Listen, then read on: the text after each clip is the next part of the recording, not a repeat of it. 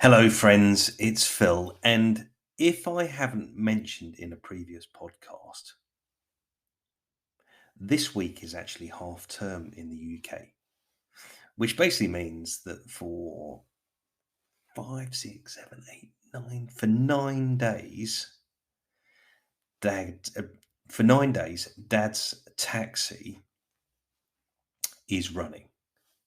And it's running all over the place. And if you know about dad's taxi and the services of dad's taxi, you'll be delighted to know that dad's taxi is actually probably one of the most connected, one of the most productive dad taxis that I've ever seen. I'm currently running my mobile phone hotspot through dad's taxi on 5G at the moment. So let's just say when anyone jumps into dad's taxi, they get the best connectivity that you can imagine for the duration of the journey. And yesterday's journey, my friends, was to jump ink in Leeds. So I took my son Angus and three of his mates. So I took him, Ollie, his best mate from rugby, who's 109 kilograms and 6'5", huge guy, and their girlfriends, Freya and Sophie. So I took the four of them to jump ink. And because it was around about 45 minutes journey there, I'd planned to basically work from the location. But look, on the journey to jumping, I had to go via Ollie's house to collect Ollie. And when I arrived there, drove into the drive, and on the left-hand side was a washing machine, evidently for collection by the scrap men who drive around collecting scrap all day long. You never see them, but scrap always disappears. Fascinating. And then there was also what looked to me like a relatively small / medium fruit press that looked in relatively good condition. And I thought to myself, I wonder if that fruit press is up for grabs. So Bob came out, and it's Bob's fruit press. Bob came out, and Bob's a lovely bloke. And he came out, and I said, Bob, what are you doing with your fruit press? And he said, I'm getting a bigger one, Phil, because last year the trees, or this say he's got loads of trees, and he's really got into his orchard production. He said, I need a bigger fruit press, so I'm getting rid of the smaller fruit press. And I said, can I have is it still working? Can I have it, Bob? And he said, sure, you can have it. Oh, and by the way, it probably needs a bit of a clean because the wooden sleeve that the press goes down on is a little bit moldy. I'd say it's just a little bit moldy and a little bit scuffed and a little bit damaged for various reasons. And I looked at it and went, that's going to be fine. A bit of sandpaper should bring it all back to life. Good pressure wash and a good clean. And we have a fruit press. We have Bob's fruit press. So I then thought to myself, okay, I know it's now February and it's probably not the right time of year to be thinking about making apple juice / cider.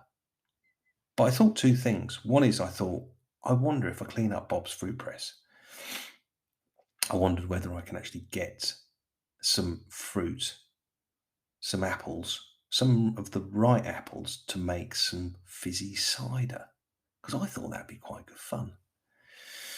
And actually, doing a little search online, you can buy apples to make fizzy cider, because obviously cider producers are making cider all year long, right?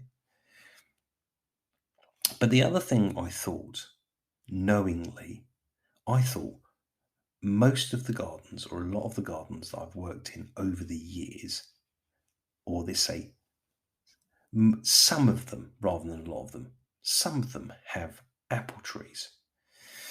And maybe they're the wrong type of apples, but that's a whole nother discussion for a whole nother day. But a lot of these gardens have apples, and a lot of the apples don't get used. And a lot of the apples I pick up off the ground and I put in the bin because they don't get used. So I thought to myself, being the thrifty kind of guy that I am, and actually wrapping it up inside of All Gardening. And there is a famous line that comes to mind: I need booze. If you've ever watched With Nail and I, Richard E. Grant plays this character who is dying for alcohol. And I'm not actually dying for alcohol, but actually a really nice cider, a really cold, nice, fizzy cider at the right time of year might be really, really nice. And actually really, really good fun to make. So I thought to myself, clean up the fruit press, maybe get 20 kilograms of apples and have a go just to see how things work out. And then come the end of summer, when the apples are ripe and ready, basically put a call out there, either on social media or locally or somehow, just to say, hey, if you've got an apple tree in your garden and you don't want the apples, or you don't harvest the apples, why don't you give me a call? Because I'll come and harvest the apples in order to make some beautiful cider or apple juice with Bob's Fruit Press. It's not going to be called My Fruit Press, by the way. It's always going to be called Bob's Fruit Press. And when I'm done with Bob's Fruit Press, my thinking is, similarly, then I will give Bob's Fruit Press to the next fruit presser person who might be interested in making apple juice or cider, or maybe some other type of fruit press, but it's definitely a fruit press for apples. Anyway, so if you've ever pondered whether or not there is a great use, or is there a reward to be had in Dad's taxi?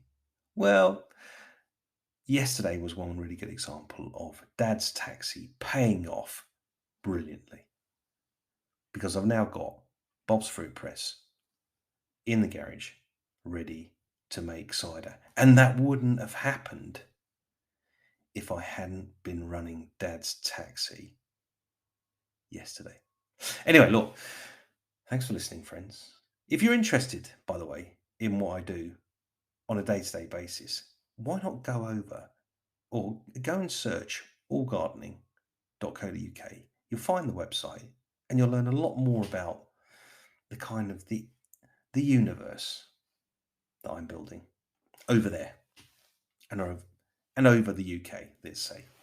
I'm spreading little apple opportunities everywhere at the moment, metaphorically speaking.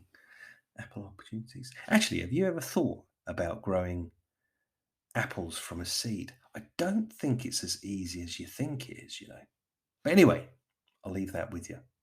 And I'll probably try and work out how to do that and come back to you on that another day. Anyway, look, thanks for listening. Catch you soon. Ta-da. Bye.